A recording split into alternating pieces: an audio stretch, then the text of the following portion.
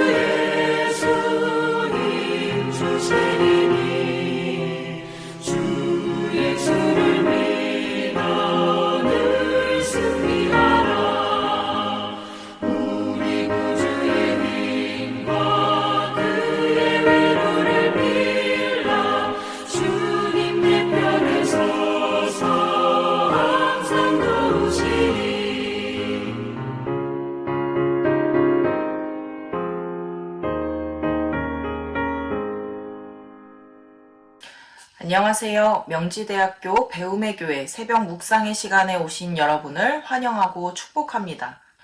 오늘 함께 나눌 말씀은 신약성경 마태복음 27장 1절에서 8절까지의 말씀입니다.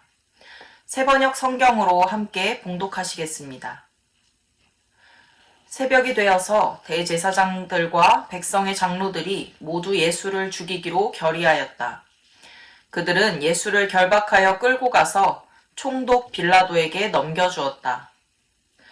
그때 예수를 넘겨준 유다는 그가 유죄 판결을 받으신 것을 보고 뉘우쳐 그 은돈 30잎을 대제사장들과 장로들에게 돌려주고 말하였다.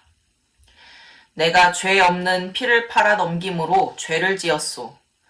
그러나 그들은 그것이 우리와 무슨 상관이요? 그대의 문제요.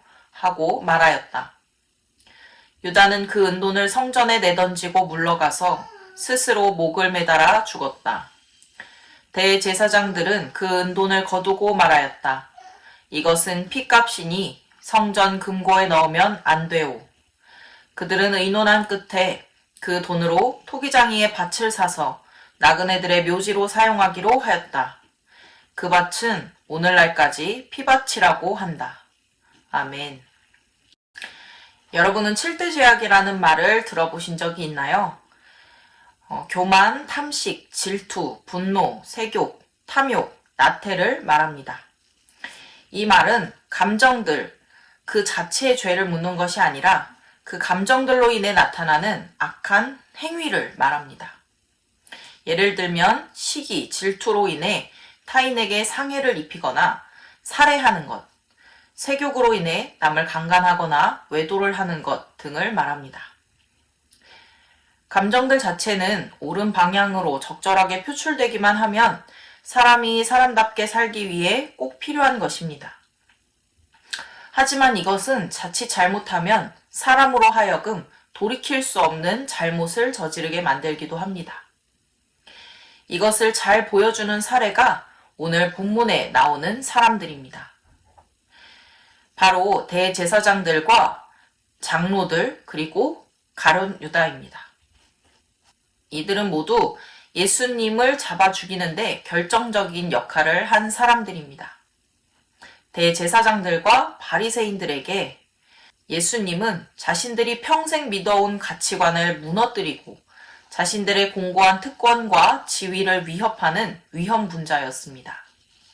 출신도 미천한, 어디서 나타난지도 모르는 자가 여러 능력을 행하며 미혹하는 언술로 백성들을 현혹하여 오랜 시간 다져온 유대인의 전통과 이스라엘의 정체성을 흩어놓는다고 생각했습니다.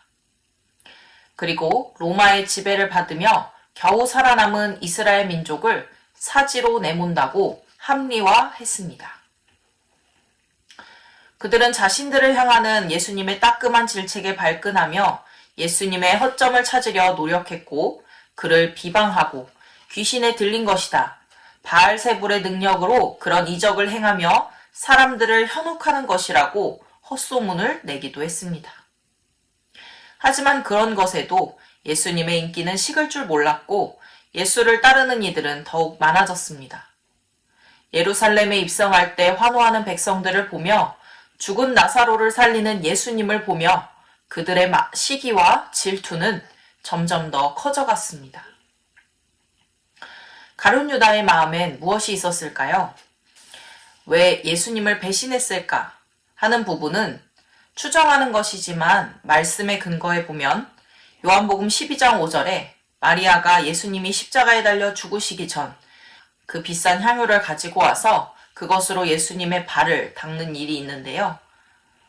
그 돈이면 가난한 다른 사람들을 더 도울 수 있는데 라고 가룟 유다가 말하는 장면이 있습니다. 그 뒤에 이어진 말씀은 가룟 유다가 가난한 사람을 생각해서가 아니라 그는 도둑이어서 돈자루를 맡아 가지고 있으면서 거기에 든 것을 훔쳐내곤 하였기 때문이다 라고 서술합니다. 아마 가룟 유다의 마음에는 탐욕이 자리 잡았던 것 같습니다. 그리고 신학자들의 추정으로는 가룟 유다가 생각하는 이상과 예수님이 점점 멀어졌을 거라고 말합니다. 자신의 죽음을 예견하시는 예수님의 말씀과 또 자신들을 곱지 않은 시선으로 주시하는 대제사장들과 장로들을 떠올리며 두려움을 느꼈을지도 모릅니다. 이렇게 그들의 마음 가운데 자리 잡은 시기와 탐욕은 그들의 눈을 가리고 귀를 막았으며 그들의 마음을 어둡게 만들었습니다. 우리는 빛이 없다면 볼 수 없습니다. 내가 어디에 있는지, 내가 어떤 모습인지, 내가 어디로 가고 있는 것인지 우리는 빛이 없으면 볼 수 없습니다. 마찬가지로 마음에 빛이 없으면 내 마음에 무엇이 있는지, 내 마음이 어디로 가고 있는지, 내 마음이 진정 무엇을 원하고 있는지 볼 수 없습니다. 대제사장들과 장로들은 마음이 어두워져서 그들의 시기심으로 인해 죄 없는 사람을 모함하고 죽이려 하는 끔찍한 죄를 저지르고 있다는 사실을 깨닫지 못합니다. 그들은 끝까지 자신들이 잘못하고 있다는 것을 깨닫지 못했으며 예수님이 죽으시고 부활하시고 나서도 그들은 예수님의 부활의 소식을 은폐하고 제자들이 그의 시신을 훔쳐갔다는 거짓 소문을 만들어내기도 했습니다. 비록 같은 탐욕으로 인해 예수님을 판 죄를 저지르긴 했지만 다른 결말을 맞이한 사람도 있습니다. 가룟 유다 같은 경우는 탐욕으로 마음이 어두워져서 자신이 무슨 짓을 저지르려고 하는지 깨닫지 못했지만 예수님이 잡혀가시고 나서 예수님이 유죄 판결을 받으시자 뒤늦게 그는 뉘우치게 됩니다. 그의 마음에 어둠이 걷히고 자신이 무슨 일을 저질렀는지 얼마나 잘못된 일을 했는지 깨닫게 된 것이지요. 가룟 유다는 뒤늦게 이를 바로잡고자 대제사장들과 장로들을 찾아가 돈을 돌려주지만 이 일을 돌이킬 수는 없었습니다. 그는 큰 죄책감에 빠져들었고 비극적인 결말을 맞이하게 됩니다. 예수님은 우리를 목자 없는 양 같다고 말씀하십니다. 양은 본디 고집이 세고 눈이 아주 나빠 눈앞에 있는 풀도 분간하지 못합니다. 양에게 목자가 필요한 이유는 양 스스로 길을 찾아갈 수도 없고 위험에서 벗어날 수도 없으며 먹이를 찾으러 다닐 수도 없기 때문입니다. 목자가 없는 양은 곧 죽을 목숨이나 다름없습니다. 우리가 그렇습니다. 우리가 눈이 있고 귀가 있다고 해서 진리를 알고 진리를 찾아가는 것이 아닙니다. 우리가 똑똑하다고 해서 말씀이 더 잘 들리고 이해가 되는 것이 아닙니다. 오히려 우리가 전혀 보지도 듣지도 못하는 사람이라는 것을 깨달을 때 비로소 예수님의 말씀을 깨닫게 됩니다. 말씀이, 진리는 무엇입니까? 우리가 어두운 길을 갈 때 내 발에 등이라고 말씀하십니다. 이 말씀은 어떤 어둠도 몰아낼 수 있으며 이 말씀은 어떤 어둠도 몰아낼 수 있으며 이 말씀의 빛만이 우리를 바른 길로 인도합니다. 이 말씀의 촛불만이 우리의 바른 기준이 되어 우리가 어디로 가고 있는지를 보게 해줍니다. 이제 우리는 이 촛불이 꺼지지 않도록 말씀을 기준 삼고 자꾸 말씀에 자신을 비추어 보아야겠습니다. 말씀의 촛불을 켜고 우리 마음의 교만, 탐식, 질투, 분노, 색욕, 탐욕, 나태의 씨앗이 너무 커지진 않았는지, 혹 이것들이 그 옆에 사랑과 인내, 친절과 자비, 온유와 충성 같은 씨앗을 가리고 있진 않은지 살펴보아야겠습니다. 여기서 조심해야 할 것은 말씀으로 다른 사람을 비춰보려 하면 안 된다는 것입니다. 말씀은 나를 향해야 합니다. 말씀의 빛으로 들여다볼 수 있는 것은 나의 마음입니다.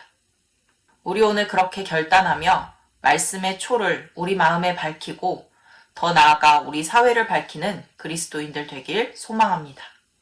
함께 기도하시겠습니다. 하나님, 인간의 죄성에 대해서 묵상해 봅니다. 처음엔 작은 스파크 같았던 질투의 불길이 교만이, 탐식이, 분노가, 색욕이, 탐욕이, 나태가 어느 사이에 몸집을 부풀려 사람을 잡아먹는 것을 봅니다. 우리가 돌이키기 힘들기 전에 말씀의 촛불을 켜고 우리의 마음을 살펴보기 원합니다. 우리 스스로는 무엇이 옳은 것인지, 내가 어디에 가고 있는 것인지 알 수 없습니다. 목자 대신 예수님의 인도가 필요하며 말씀의 기준이 필요합니다. 우리의 어리석음에도 끝까지 포기하지 않으시고 우리를 위해 자신의 생명을 내어주신 예수님을 기억합니다. 내가 너희를 사랑한 것 같이 너희도 서로 사랑하라 하신 말씀을 기억합니다. 우리 안에 진리의 기준을 세워주시고 사랑의 울타리를 쳐서 보호하시는 주님과 같이 우리도 말씀을 기준 삼되 사랑으로 형제를 품게 하여 주시옵소서. 감사드리며 예수님의 이름으로 기도드립니다. 아멘.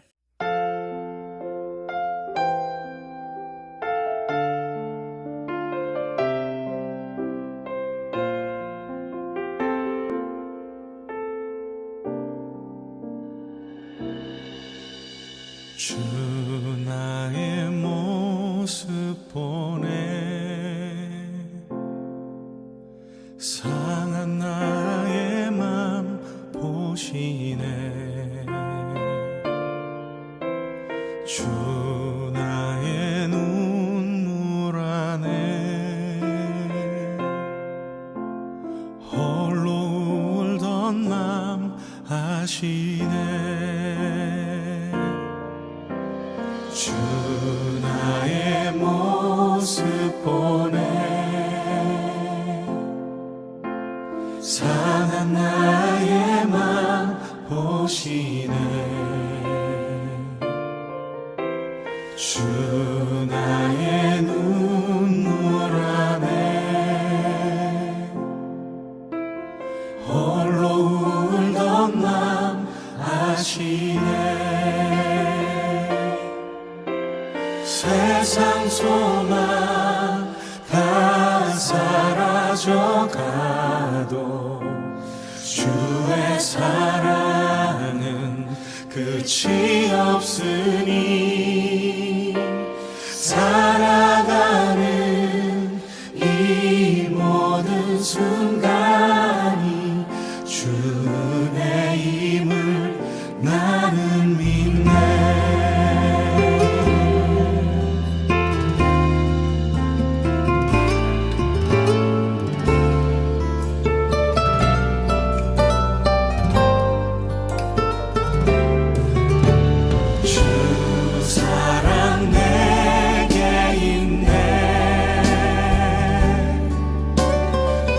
사랑이 날 채워